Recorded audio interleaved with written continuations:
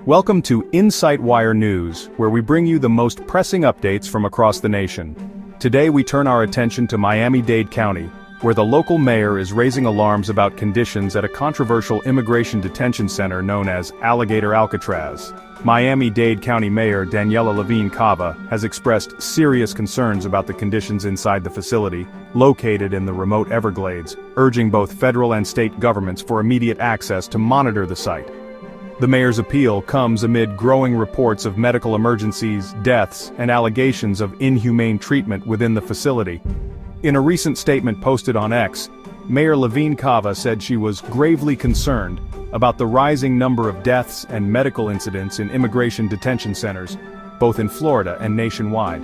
She highlighted the isolated nature of the Alligator Alcatraz facility, which is located far from medical services and legal counsel, leaving detainees and their families without access to crucial support.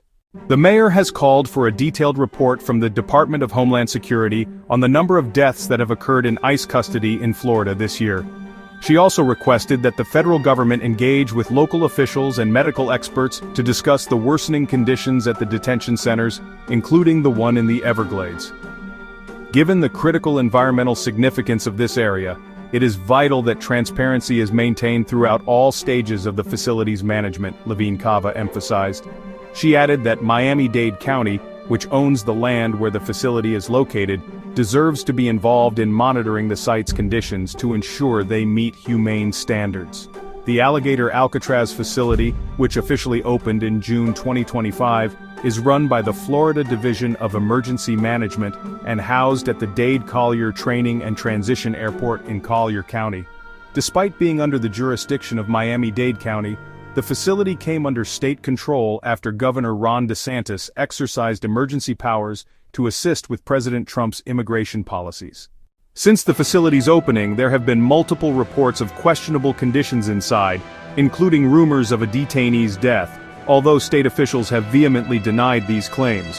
However, the situation remains unclear, with some individuals suggesting that detainees are facing severe conditions, such as unsanitary food and lack of access to essential services like religious practices and personal hygiene. One troubling account comes from Betty Osceola, a member of the Miccosukee tribe of Indians, who has been closely monitoring the facility's activities. She described seeing an ambulance leave the site, and reports from detainees suggest there may have been a death at the center. However, state officials continue to deny these allegations, with representatives from the Florida Attorney General's office dismissing the reports as false. Despite these denials, further reports have surfaced suggesting detainees are facing hardships including limited access to showers, food contamination, and violations of their religious rights. Local lawmakers, including several state Democrats, have been blocked from accessing the facility despite their efforts to investigate the allegations. This has prompted further concern among the public and lawmakers, who say this lack of transparency is deeply troubling. The mayor's call for more oversight comes as the number of deaths of detainees in ICE custody continues to rise across Florida. This year, Florida has recorded the highest number of deaths in ICE facilities, and the situation is showing no signs of improvement.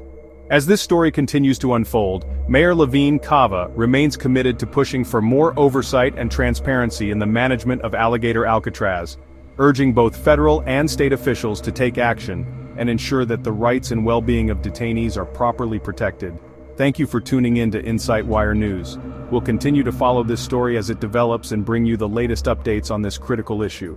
If you're interested in more insights and updates, don't forget to like and subscribe to our channel. Stay informed, and we look forward to keeping you up to date.